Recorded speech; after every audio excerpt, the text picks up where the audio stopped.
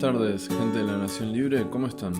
Yo soy Matías Tabil, su fiel servidor de este canal llamado Asociación Libre, y hoy vamos a hacer un video desarrollando una idea que compartí en el Instagram de Asociación Libre la semana pasada, una idea que fue desencadenada por una sesión que tuve en ese momento, pero la verdad que varias sesiones de esa semana como que giraban alrededor de este tema, y es un tema que además vengo pensando mucho y dándole vueltas en mi cabeza este último tiempo largo diría, y nos vamos a permitir hoy leer un poco del desarrollo de qué se trata y improvisar un poco sobre aquel. Entonces, el tema se trata acerca de soportar ser odiado, principalmente cuando uno ejerce posiciones de autoridad, cuando uno tiene que ser la ley, cuando uno tiene que ser padre, por ejemplo, o madre, cuando uno tiene que ser la autoridad en algún trabajo o en algún equipo, o mismo cuando uno tiene que poner límites en su vida cotidiana. Muchas veces está vinculado con este lugar de hacer valer cierta ley.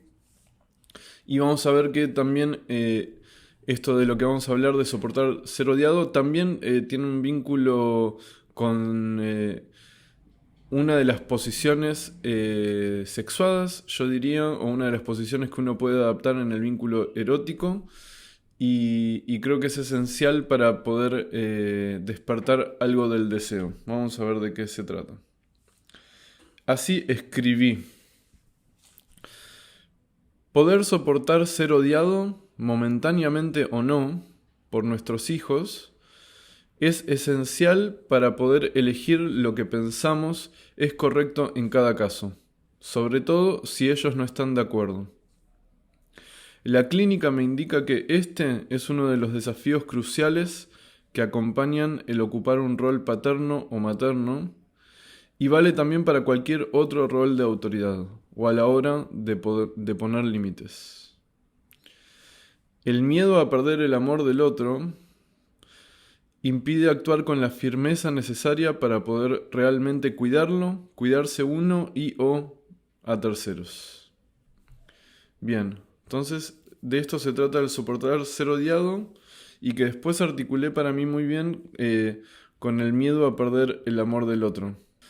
Una de las cosas que veo más frecuentemente cuando los padres, por ejemplo, tienen dificultad para poner límites a sus hijos, el punto esencial suele ser ese, que es el miedo de perder el amor de sus hijos.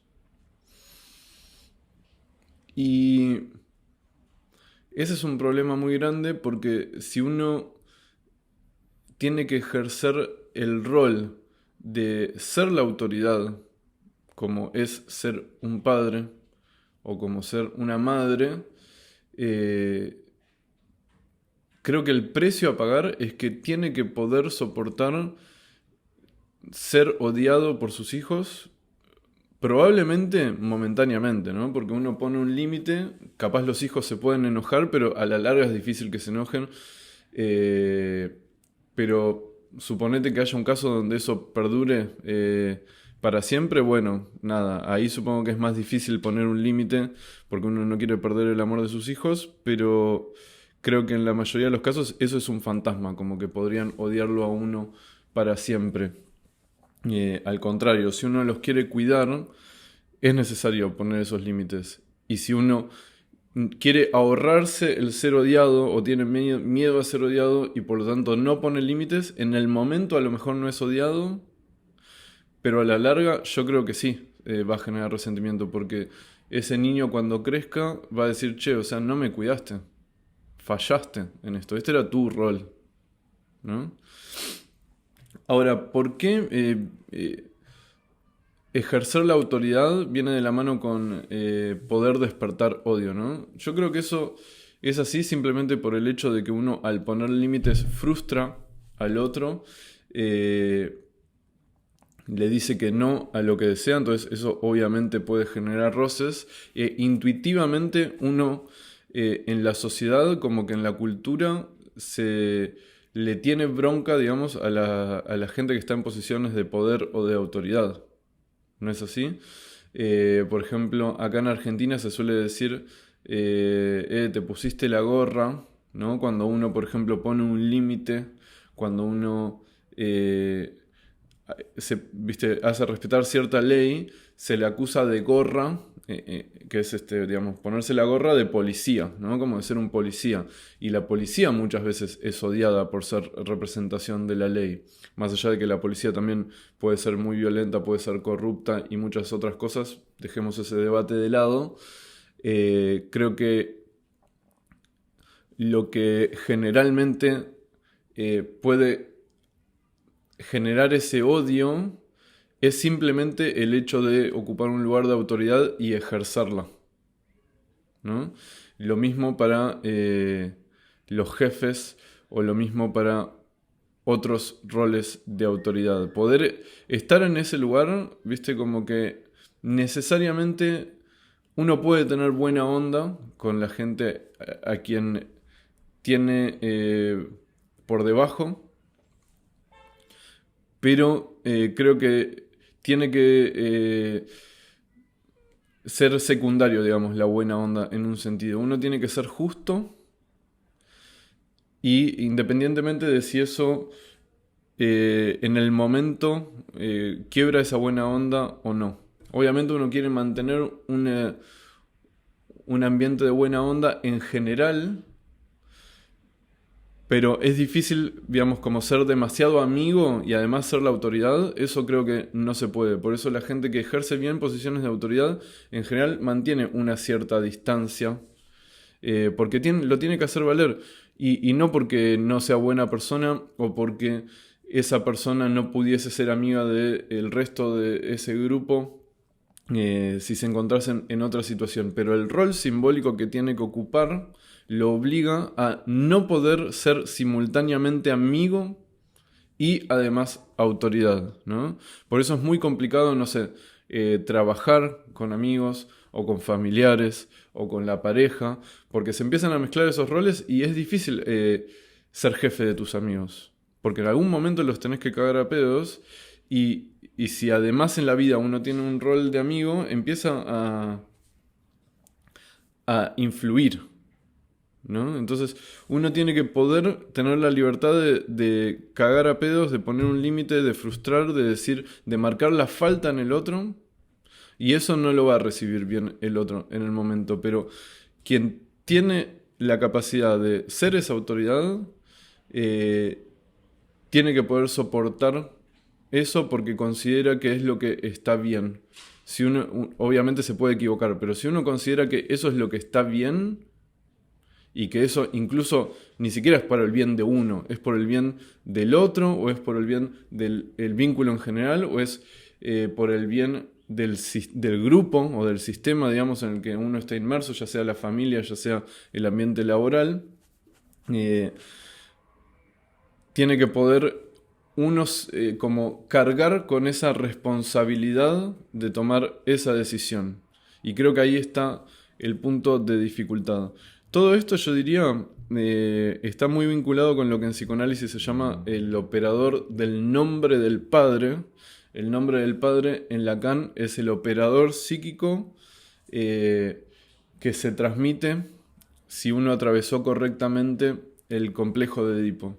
Para Lacan, uno sale del complejo de Edipo con la instauración de cierta ley que está encarnada en el significante del nombre del padre, y eso significa que hubo alguien que pudo encarnar esa ley en la historia edípica, ¿no? Hubo alguien que, por ejemplo, en términos de Lacan, pudo estar más allá del capricho de la madre, ¿no? O sea, la madre que es el primer gran otro, después aparece otra figura que le dicta la ley a la madre. Esto no tiene por qué ser súper riguroso, digamos, como porque entiendo, digamos, todo lo que puede haber como de por qué el padre tiene que venir a hacer la ley inamoviblemente. Pero yo creo que va más allá de la figura del padre en sí, más allá de que Lacan lo transmite de esa forma. Y creo que clínicamente se ve también la importancia de la figura del padre en esos lugares, o de la terceridad, digamos. En general la encarna el padre, pero lo importante es que sea una terceridad. Porque lo que abre esa terceridad es como a la diferencia entre el capricho y la ley. O sea, la diferencia entre que se haga lo que quiere un ser que tiene poder, que es caprichoso y que es errático y que dice esto es así, asá porque lo quiero, a la ley que viene a ser lo que está bien y lo que está mal. Y no es porque yo lo quiera, sino es porque es lo mejor. O es lo que considero que es lo mejor, digamos, ¿no? Por eso hago hincapié de que no es por capricho, no es porque yo quiera esto porque es mi deseo y te perjudica y lo hago igual porque es mi deseo. Sino al contrario, me parece que poder ejercer ese lugar es decir, mira, me encantaría poder darte lo que vos querés, me encantaría no tener que frustrarte, me gustaría que no tengas que llorar o que sufrir en este momento, pero te toca hacer esto porque yo pienso que es lo mejor. O sea, no parece en el momento, pero te estoy cuidando. Como si uno tuviese que desparasitar a un gato, que obviamente no la va a pasar bien en el momento y tampoco va a comprender que lo estás cuidando porque no tiene la capacidad. Bueno, pero si uno realmente quiere cuidar a ese gato, tiene que soportar que el gato llore, que maulle, que se quiera escapar, que te rasguñe, porque para vos lo mejor y en realidad el acto de amor es hacer eso. Y para eso hay que soportar ser odiado por ese gato. Y incluso en ese caso es en un sentido más difícil porque ese gato nunca va a comprender que vos lo cuidaste con ese acto. Una persona podemos suponer que si no lo comprende en el momento, probablemente en el futuro se dé cuenta de que lo hiciste por amor y por cuidado. El gato nunca lo va a aprender. Entonces, no digo que sea más desafiante porque creo que el gato igual sabe reconocer, digamos, la autoridad y ama a sus amos también en ese sentido porque sabe que lo alimentan y se siente cuidado también en ese sentido. O sea que en un sentido habría que ver hasta qué punto no reconoce que hay cuidado en eso. Pero es un punto esencial porque yo creo que cuando las personas, por ejemplo, tienen dificultad con atender pacientes, cuando son psicoanalistas recibidos y dicen, uy, ahora tengo que empezar a atender y no me siento listo, yo creo que mucho tiene que ver con este punto de la autoridad, de la decisión y de asumir la responsabilidad.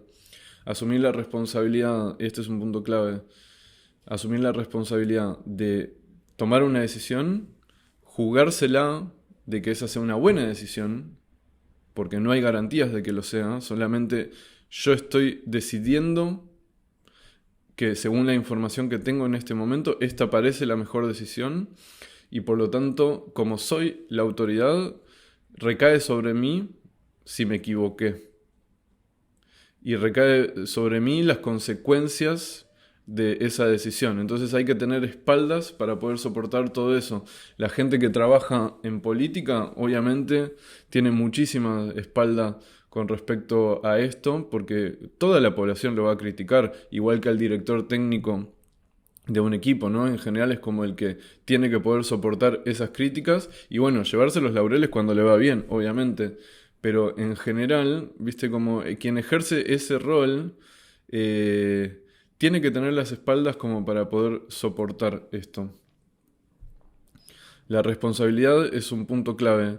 La mayor parte de la gente cuando dice no estoy listo para atender o no estoy listo para ejercer este rol de autoridad, tiene en fantasía la esperanza de que podría aprender lo suficiente como para que todas las decisiones que tome estén basadas en, por ejemplo, cierta teoría que garantiza esa verdad. Entonces se saca la responsabilidad porque toda la decisión está apoyada en esta verdad absoluta que es esta teoría o en este autor o en la voz de este supervisor o lo que sea.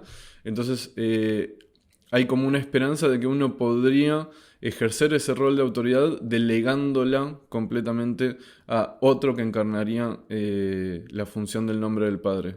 Pero yo creo que lo ideal es que uno pueda jugársela a saber de que la va a encarnar siempre de forma imperfecta, pero de que tiene las espaldas suficientes como para poder decir, bueno, en lo que fue mi, mi control en ese momento, mi información y mi buena fe, lo hice de la mejor forma que consideré.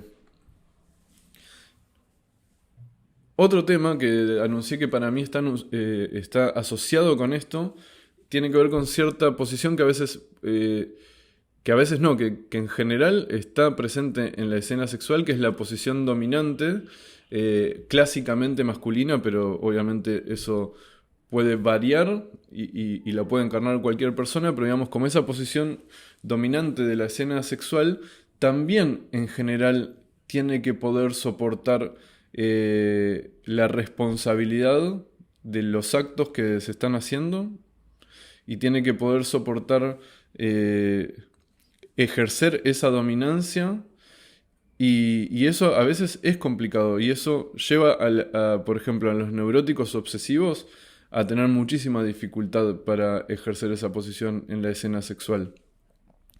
Ese es un tema re interesante, porque ahí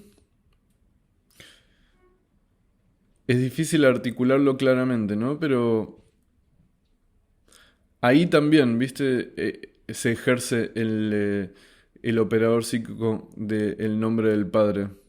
Lacan mismo dice, ¿no? Que si el niño atravesó correctamente el complejo de Edipo, entonces va a poder usar su pene y va a poder ejercer la posición viril con pleno derecho porque tiene los papeles en el bolsillo, tiene ese operador psíquico y lo puede poner en juego cuando le toque desempeñar el rol viril. Y en general es un rol que carga con cierta... digamos, que puede ser odiado, ¿no? Por ejemplo, es común escuchar a mujeres que cierto hombre, por ponerlo en términos así como muy estereotípicos, lo odian, les genera bronca, pero al mismo tiempo les calienta, ¿no? Y yo creo que eso es como un buen indicio de esta dinámica que estoy intentando señalar, que es un hombre que no tiene miedo de ejercer ese nombre del padre, ese rol de poder en la escena sexual y por lo tanto también tiene que poder soportar cierto odio, porque el nombre del padre es el responsable psíquicamente de efectuar la castración en el otro. Entonces eso siempre viene con un lashback, siempre viene con un precio a pagar, con cierto odio de la otra persona, con cierta revuelta, y se supone que la persona que encarne y que ponga en juego este operador tiene que tener las espaldas para poder soportarlo. Ahora, mientras pensaba en este video, y esto para terminar con una reflexión que yo todavía tengo abierta, pienso en que hay personalidades narcisistas, ya sea que tengan efectivamente trastorno narcisista de la personalidad o que tengan como rasgos narcisistas, constantemente están como queriendo dominar y ejercer una posición de poder y no parecen tener tanto miedo de generar odio en los demás, porque de hecho lo hacen muy frecuentemente. Pero yo pienso que eso no es una forma correcta de ejercer el nombre del Padre y esta autoridad de la que estamos hablando. Y pienso que no quiero que se confunda, digamos, ¿no? Como quiero marcar una distinción porque me parece que esa capacidad de dominar y de ejercer, hacer valer la ley y de soportar el odio que viene con eso, no es lo mismo que la posición como dominante en exceso que tiene el narcisista y que despierta odio, pero que para mí va por otro lado. ¿Cuál es la diferencia que yo puedo pensar en este momento? Y como te digo, lo tengo abierto y lo estoy pensando, pero por lo menos lo que puedo identificar en este momento es que una cosa es ejercer un rol de autoridad porque la situación lo comanda, porque a uno le toca estar en ese rol y uno tiene que asumir esa responsabilidad, pero uno lo hace intentando hacer el bien para todos y no por una cuestión egoísta de sí, sino buscando el bien muchas veces del otro, en realidad, ¿no? Por ejemplo, si uno es padre y quiere cuidar a su hijo, en realidad lo más narcisista sería probablemente decir, no, yo quiero que, si yo quiero que me ames ahora y me chupa un huevo si lo que hago no es cuidarte. Prefiero darte todos los gustos y que me ames y yo quedarme tranquilo, pero no te estoy cuidando. Eso sería lo más narcisista en realidad. Entonces, yo creo que la distinción está desde dónde se ocupa, desde dónde se ejerce ese lugar de poder. ¿Se ejerce por el bien común o por el bien del otro? ¿O se ejerce por el bien propio, digamos? Se ejerce por los deseos narcisistas, por los intereses narcisistas, y me chupa un huevo dañar al otro, pero yo quiero obtener lo que yo quiero obtener. Digamos, esa es una posición distinta de ejercer la ley y de poner en juego cierta autoridad que para mí no es de la que estoy hablando. Y creo que muchas veces se puede confundir y estas personas que pueden ser como sobredominantes en toda situación no lo hacen porque la situación pide que ellos ocupen ese lugar en ese momento, sino más bien porque no pueden soportar en ningún momento no tener el poder. Entonces eso se vuelve patológico porque me parece que un buen padre o una buena figura de autoridad tiene que poder, por ejemplo, pedir perdón, tiene que poder reconocer cuando se equivocó y tiene que poder escuchar a los otros también. Después tomar la decisión, pero tiene que poder tener esa apertura. En cambio, una persona que es narcisista todo el tiempo quiere anular la subjetividad del otro, pero no porque eso es lo mejor para el otro, sino porque ellos quieren ser los reyes constantemente y le chupan huevo. Y eso entiendo que pueda generar cierta atracción también, porque es como si fuera, para mí, esto es mi forma de pensar lo actual, como una imitación de una persona que realmente puede ejercer la posición de autoridad con el nombre del padre correctamente. Es como si fuera una imitación de eso. Como si el narcisista dijera, claro, el que tiene el falo parece que tiene esta capacidad de ejercer poder. Entonces lo quiere ejercer todo el tiempo y de sobremanera, de una manera como incluso llamativa, a propósito, sin consideración por los demás, para intentar simular que tienen el falo. Entonces, eso entiendo que puede ser atractivo como una especie de imitación y de engaño de que ahí está el falo, pero no creo que esté realmente instalado a nivel simbólico ese falo simbólico del que realmente ocupa la posición, encarna al nombre del Padre. Bueno, espero que se haya entendido. Muchas gracias por acompañarme. Dejen aquí sus hermosos comentarios, maravillosos, deliciosos. Y la seguimos en la próxima sesión. ¿O no?